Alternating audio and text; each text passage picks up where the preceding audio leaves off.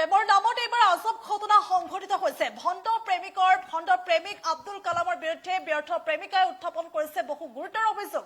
আৰু WhatsApp মেছেজৰ print লৈ এইবাৰ ব্যৰ্থ প্ৰেমিকাই বহিছে অনশনত। 6 বছৰীয়া গভীৰ প্ৰেমৰ সম্পৰ্কক লৈ এইদৰে এতিয়া অনশনত বহিছে এগৰাকী প্ৰেমিকা। বিলাসীপাৰাত সংঘটিত হৈছে এই আজব ঘটনা। পুনৰলৈ কৈছো, প্ৰেমৰ নামত এক আজব ঘটনা সংঘটিত হৈছে।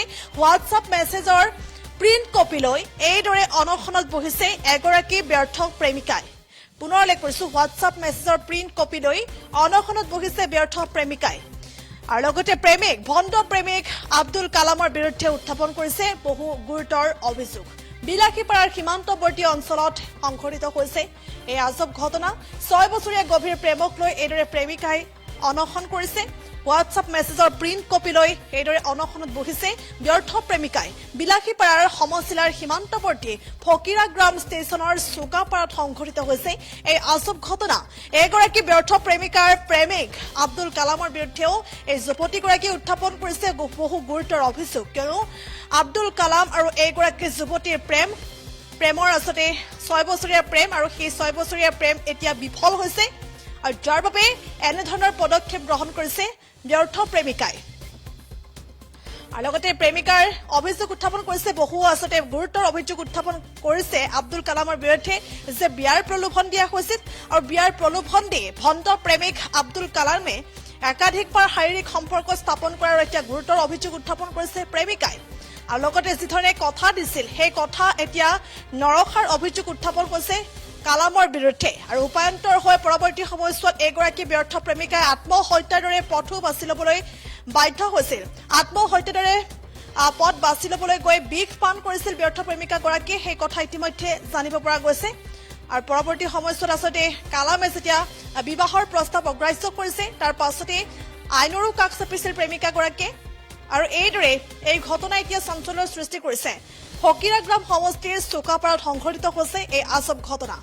আৰু কোকৰাঝাৰ আদালতত ইতিমধ্যে প্ৰেমিক আব্দুল কালামৰ বিৰুদ্ধে প্ৰেমিকাই অভিযোগো দাখিল কৰিছে বুলি ইতিমধ্যে জানিব পৰা গৈছে। আইনৰ কাষ চপাৰ সমান্তৰালকৈ ব্যৰ্থ প্ৰেমিকাই এইদৰে বিলাসীপাৰাত সাব্যস্ত কৰিছে এক আজব প্ৰতিবাদ অনশন কৰিছে। এইদৰে হোৱাটছআপ মেছেজৰ প্ৰিণ্ট লৈ এইদৰে অনশন কৰিছে। প্ৰেমিকৰ বিৰুদ্ধে অনশন কৰা দেখিবলৈ পোৱা গৈছে। আৰু লগতে হুংকাৰো দিছে, যদিহে বিয়া নাপাতে তেনেহলে ৰাজহুৱাকৈ আত্মহত্যা কৰিব।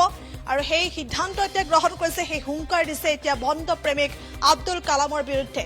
পুনৰ উল্লেখ কৰিছো, বিলাসীপাৰাৰ সমজিলাৰ সীমান্তৱৰ্তী ফকিৰাগ্ৰামৰ সমষ্টিৰ চুকাপাৰাত এক আজব ঘটনা সংঘটিত হৈছে। এইবাৰ ব্যৰ্থ প্ৰেমিকাই এইদৰে অনশনত বহিছে 6 বছৰীয়া গভীৰ প্ৰেমক লৈ। এতিয়া এইদৰে এগৰাকী যুৱতীয়ে অনশন কৰিছে। এইদৰে প্ৰেমিক আব্দুল কালামৰ হোৱাটছআপ মেছেজৰ প্ৰিণ্ট কপি লৈ অনশন কৰিছে ব্যৰ্থ প্ৰেমিকাই। কিয়নো আব্দুল কালামৰ বিৰুদ্ধে বহু গুৰুতৰ অভিযোগ উত্থাপন কৰিছে। কিয়নো আচলতে বিয়াৰ প্ৰলোভন দিয়া হৈছিল যুৱতীগৰাকীক, আৰু বিয়াৰ প্ৰলোভন দি বহু কুকাণ্ড কৰিছিল সেই যুৱতীগৰাকীৰ সৈতে।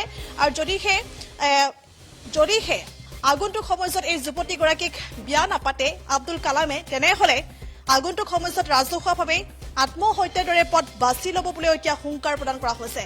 আৰু এই ঘটনা বিলাসীপাৰাৰ সমজিলাৰ সীমান্তৱৰ্তী ফকিৰাগ্ৰাম সমষ্টিৰ চুকাপাৰাত সংঘটিত হৈছে।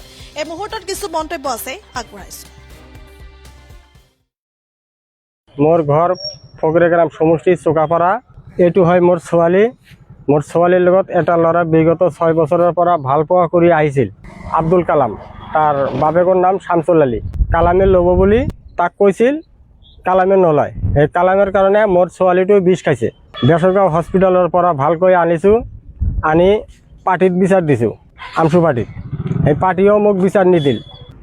কোৰ্টৰ পৰা আজি 15 দিন হয় কেছ আহিবলৈ থানাত, এতিয়াও থানাৰ পৰা কোনো একশ্যন লোৱা নাই। কোকৰাঝাৰ SP-ক অনুৰোধ জনাইছোঁ, থানাত কিবা কৈ মোৰ কেছটো তদন্ত কৰিবলৈ অনুমতি দিয়ে যেন। আজি থেকে 6 বছৰ থাকি মোৰ লগত শাৰীৰিক সম্পৰ্ক কৰি আছিল আব্দুল কালামে। এতিয়া ফিৰ যদি মোক বিয়া না কৰে মই ফিৰ আত্মহত্যা কৰিম। ওর লগত মোর শারীরিক সম্পর্ক হয়ে গেছে, ওই ইয়ার কারণে আমি বিষ খাইছো। তারপর ফির যদি বিয়া না করে আমি ফির বিষ খাম। ফির মোহাম্মদ আব্দুল কালামের লগত প্রেম হয়েছিল। 6 বছর হয় সম্পর্ক চলি আছে ওর লগত, কিন্তু বিয়া করার আশা দিয়ে শারীরিক সম্পর্ক মোর লগত করেছে। আর তারপিছত মোর কোনোবার ঘর থেকে বিয়া দিয়ে আহিলেও ওই বিয়া হওয়া না দেয়, বিয়া ভাঙি দেয়। ওইও বিয়া না করে ওই বিয়া আহিলে বিয়া ভাঙিয়ে দেয় মোর ইয়ার কারণে ওই বিয়া না করিব দেখিয়া মুই বিষ খাইছি হসপিটাল লয়ে গেছিল মোর বাবা হসপিটালত থাকাতে ওই আব্দুল কালামে ঘৰত আসিয়ে দেখুন ঘৰত নাই ওই পলাইছি হতেবা আজি থেকে 6 বছর হয় ওর লগত সম্পর্ক চলি আছে বিয়ে করার কথা কয়া আর বিয়ে না করে হয় তার পিছত মুই কেস করেছি কোকরাঝার ওই যদি মোক বিয়ে না করে মুই আগেও বিষ খাম মোর ঘর ফকরেগ্রাম সমষ্টি চোকাপাৰা এইটো হয় মোৰ ছোৱালীৰ লগত এটা ল'ৰা বিগত 6 বছৰৰ পৰা ভাল পোৱা কৰি আহিছে যিকোনো খবৰৰ বাবে যোগাযোগ কৰক 7099017330 লগতে 7099017110 নম্বৰ